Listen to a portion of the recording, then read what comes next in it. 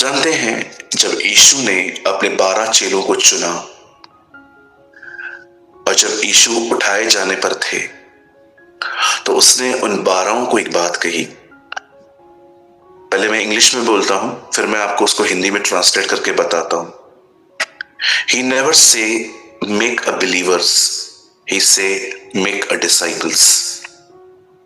उसने उनको ये नहीं कहा कि मात्र लोगों को विश्वास में लेकर आओ, उसने उनको कहा उन्हें चेला बनाओ। आप जानते हैं विश्वासी और चेले में क्या फर्क होता है?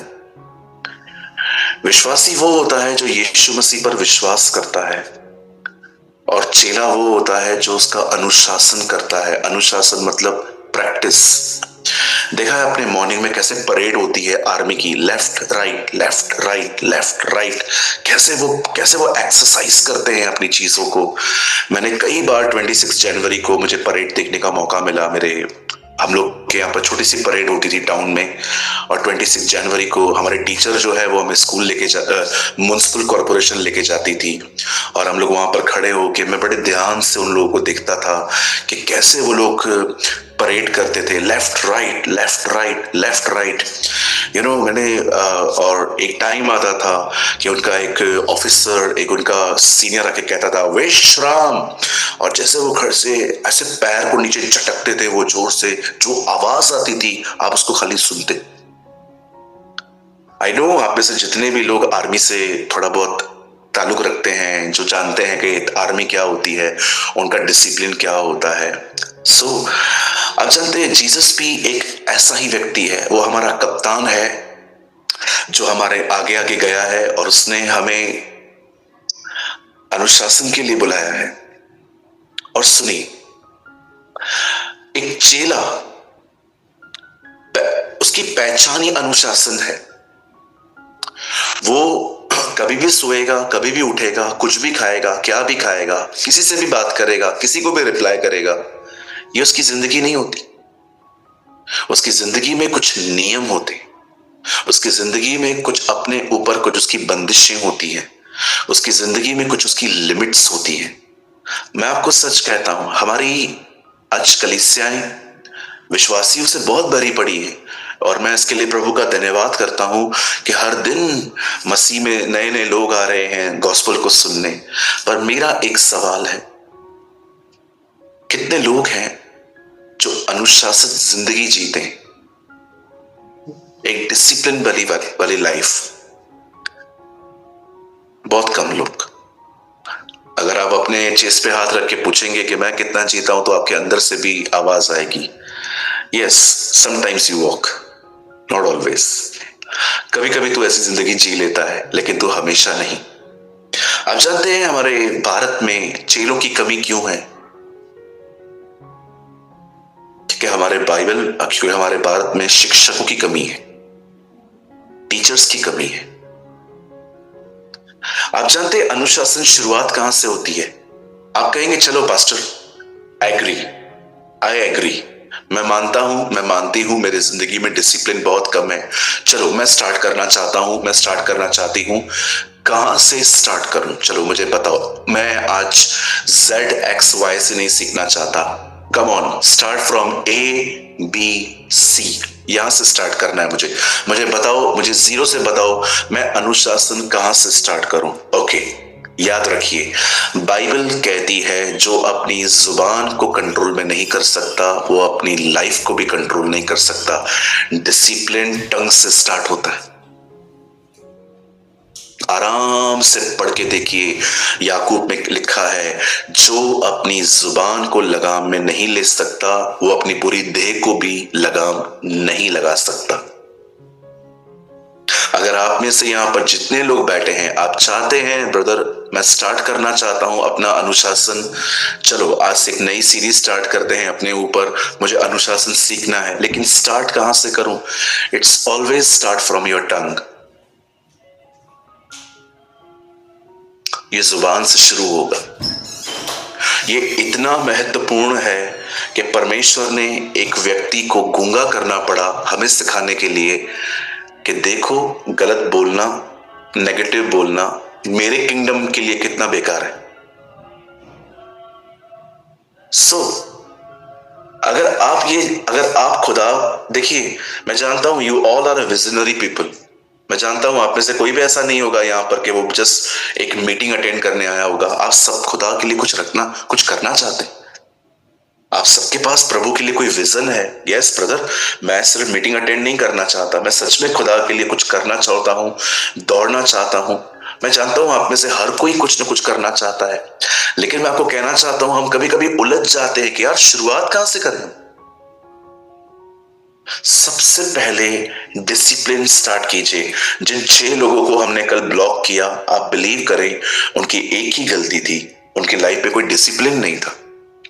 और ऐसा नहीं है कि ये नए लोग हैं, ये 3-3 महीनों से आ रहे थे हमारे मीटिंग्स में, लेकिन ये इतना भी नहीं सीख पाए थे कि जब एक पब्लिक प्लेटफॉर्म पे हम बैठते हैं तो खाना पीना थोड़ा साइड में रख के, वेयरिंग जो है वो डिसेंट होनी चाहिए। और कुछ लोग नींद से उठते हैं, यहां आते हैं और कैमरा में अपने बाल बनाते हैं, फिर आके बैठते हैं। Sir this is not a discipline, you should learn. जानते हैं डिसिप्लिन स्टार्ट ही जुबान से होता है।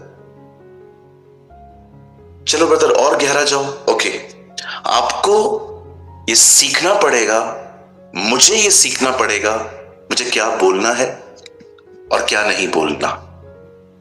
दूसरा, आपको एक और चीज सीखनी पड़ेगी, जो मैं बोल रहा हूं वो मैं कैसे बोल रहा हूं। आई डोंट नो आप में से कितने लोगों ने इस बात को समझा। आपको पहले यह सोचना पड़ेगा मुझे क्या बोलना है क्या नहीं, और सेकंड आपको यह समझना पड़ेगा कि आप जो बोल रहे हैं वो किस तरीकों से बोल रहे हैं। कभी कभी बहुत सही बात जब बोली जाती है घर में झगड़े होते हैं, क्यों? गलत टोन से कही गई है।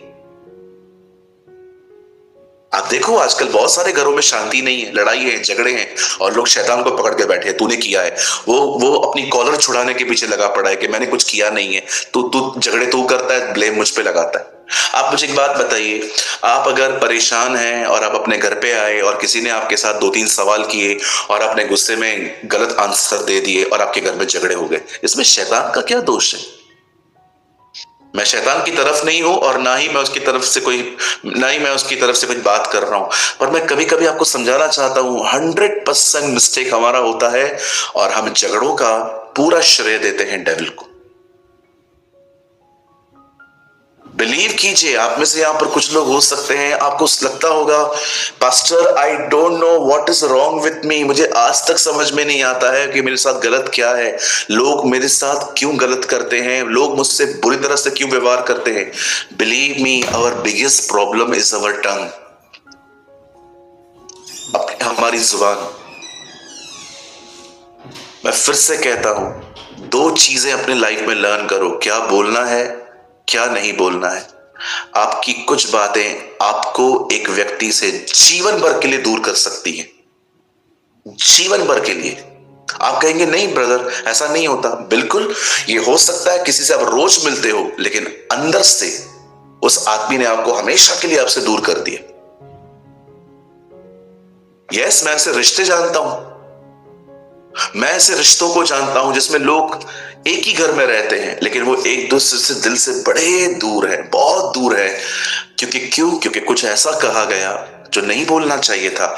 आप एक बात याद रखिएगा, शब्द माफ हो सकते हैं, शब्द बुलाए नहीं जा सकते। आप कुछ भी बोल दो, सामने वाला कहेगा ठीक है चल मैं भाई तेरे को माफ करता हूं, लेकिन क्या वो भूला है? कभी भी नहीं।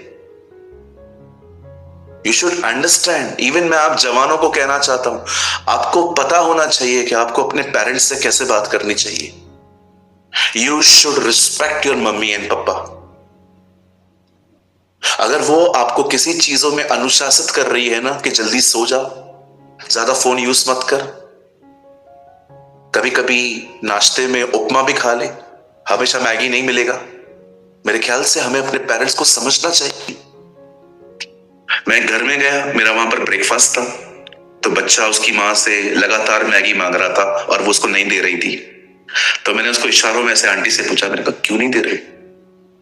बोलती है pasta from morning to night he only eat Maggi. इतना मैदा खाता है ये, कम से कम 6 पैकेट्स रोज मैगी के खाता है। नहीं, आज से मैंने डिसाइड किया है मैं इसको रोटी भिंडी चावल खिलाऊंगी। और जो वो झगड़े कर रहा था मेरे साथ, मेरे को मैगी चाहिए। आज आप शायद सोचते होंगे नो शी इज रॉन्ग, वो मेरी दुश्मन है, इनको तो मेरी खुशी बर्दाश्त ही नहीं होती। जी नहीं, वो आपको अनुशासित कर रही है। चलिए यहां देखिए, अब मैं कुछ बोलना चाहता हूं, बड़े ध्यान से सुनना। इस दुनिया में सबसे कठिन काम डिसिप्लिन है। इस दुनिया में सबसे कठिन काम है हर दिन खुद के खिलाफ जाना।